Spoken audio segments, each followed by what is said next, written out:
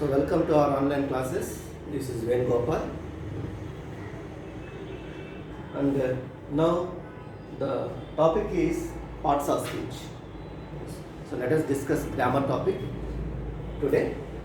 The topic is parts of speech for 7th class. Yes. Okay. So first of all, let us discuss parts of speech. What does it mean? Parts of speech. What is speech here? So generally, we tend to think that speech is nothing but that we deliver something in front of the gathering or in front of a crowd. Yes. So we think that that is only a speech, but that is not only a speech, but also if we say something here, if we utter something here, or if we state something here, that is also called speech. For example, I am saying so much here, I am using so many words, I am using so many sentences. So that is also a speech. Yes. So here, while using sentences, I am using words in them. Yes. So those words here are called here parts. So every word has a certain name. Yes. So here speech means whatever, as I already said, speech means whatever I say or whatever I utter, whatever I state is called speech. Yes. In that speech we use different words, and in the words here every word has a certain meaning, or every word has a certain name. Yes. So that name is here parts of speech. Yes. So here we have 8 parts of speech. Those parts of speech are 8 in number. One by one, let us come to one by one. First of all, noun,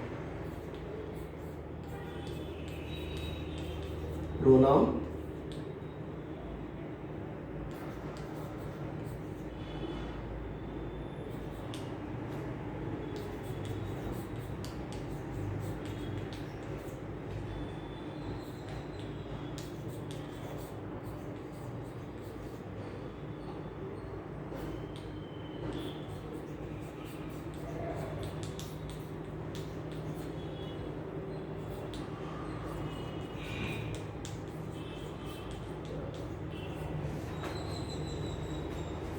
eighth one is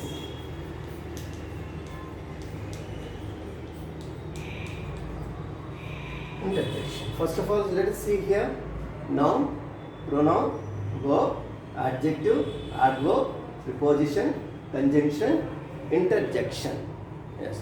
So these are the parts of speech. Means, so every word we use in the sentence has a certain name. What is that name of that word? So maybe one of these out of 8. So that word may belong to one of these parts of speech. Okay. So the word may be a noun in which we use in our sentence, and pronoun may be a pronoun, maybe a verb, maybe an adjective, maybe an adverb, maybe a preposition, maybe a conjunction, or maybe an interjection. Okay? Yes. So let us come to noun. What is noun? Noun, simply we can define noun as a naming word. It is the name of a person, place, thing, or animal. Yes. So that is called noun. Okay? For example, let us take one name, Kiran. Kiran is a name. So it is a noun. Okay. For example, tiger is a name of an animal. So it is also a noun. Okay. Yes. So where do we live? So we live in Vijayawada. Okay. This Vijayawada, name of a place, is also a noun. Okay. So these are the examples for nouns. Nouns. Yes. So these are examples for nouns.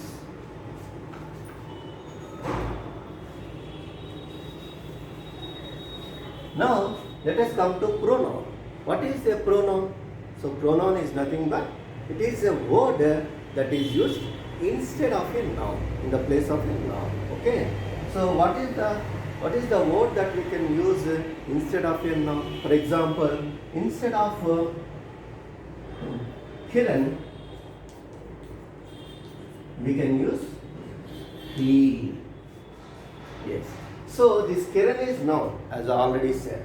But this pronoun is used instead of Kiran. This he is used instead of Kiran. Okay. So this he is called pronoun.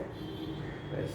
So here, whatever we use in the place of noun instead of noun, so that is called pronoun. Okay. Yes. Examples: he, she, it, they. So they're all pronouns. Okay.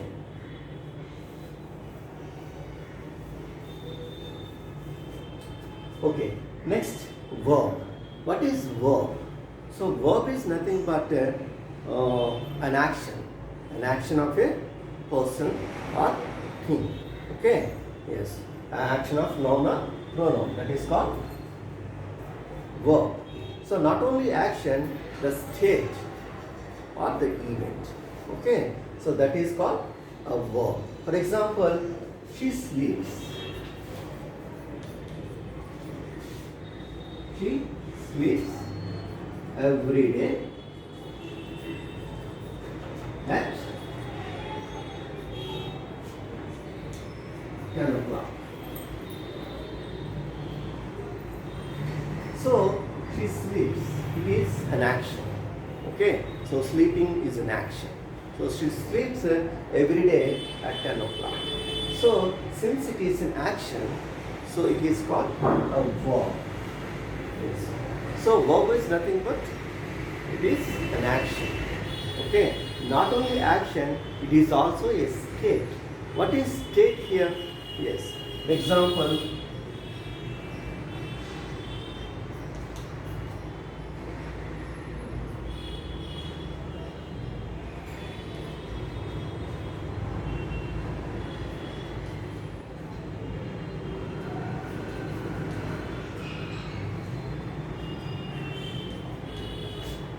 Here,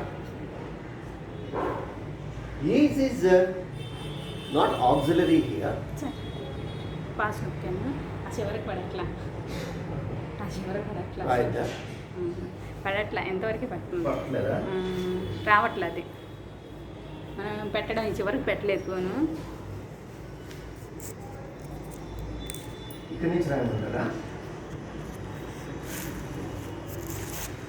రాసేయండి మీరు రాయడమే మరి చివరికి రాస్తారు సగం కంటే చూడండి చివరికి రాస్తారు రాయడం స్టార్ట్ చేయడం అదే ఉండేది చివరికి రాస్తారు వద్దులేండి వద్దులే ఎక్కడి నుంచి మొత్తం చెప్పేసారా అక్కడి నుంచి స్టార్ట్ చేసేయండి లేకపోతే కట్ చేస్తారా తర్వాత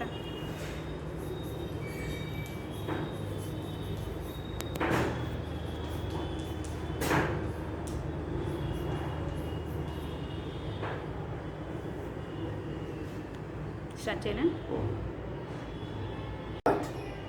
So the action of noun or pronoun. Okay. So not only action of noun or pronoun, the state of one particular thing. For example, it is a strong bat. Let us say it is a strong bat. And in this sentence, if someone asks you what is the verb, because you know that every word may belong to one of the parts of speech. Yes. And if you are asked to identify verb here, so what can you say as a verb? Yes, it is nothing but is. But is a helping verb. Yes.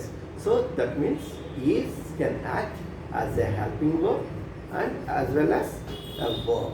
Here in this case it is not a helping verb since there is no main verb there. It is a helping verb. It acts as a main verb here in this sentence. So it is a main verb, but there is no action here. But since it is but still it is a verb. So how it is a verb? Here it shows that the state of being. Okay. So it is a strong verb. It is a state of being. So that's why it is called a verb. So the verbs that not only describes the action of nouns or pronouns, but also the state of something. Okay, so that is also called a verb. And in this sentence, it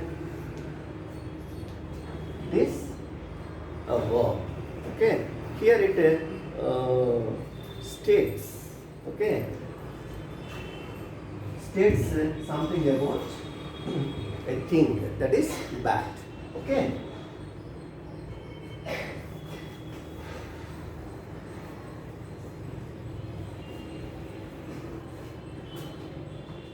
Next, adjective. So adjective, what is an adjective? Adjective is a describing word. Adjective is a word that adds something to the meaning of a noun. Okay? Yes. For example, we can say it is a city. You can say it is a city. But how can we describe the noun here still means by adding some words to make it something good or bad. Okay, so how can we use what words can be used? So such words, those words are called adjectives. For example, we can say it is a small city.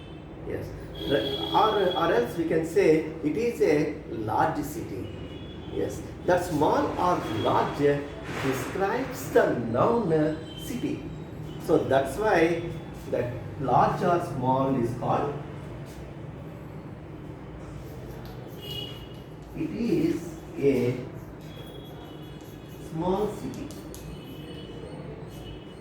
So that's why that large or small is called adjective. So it is a describing word. What it describes? It describes the noun. Okay? Yes. So city is noun, you know that? Yes. So it describes the noun or pronoun also. Sometimes you may find a pronoun here. Okay? Yes.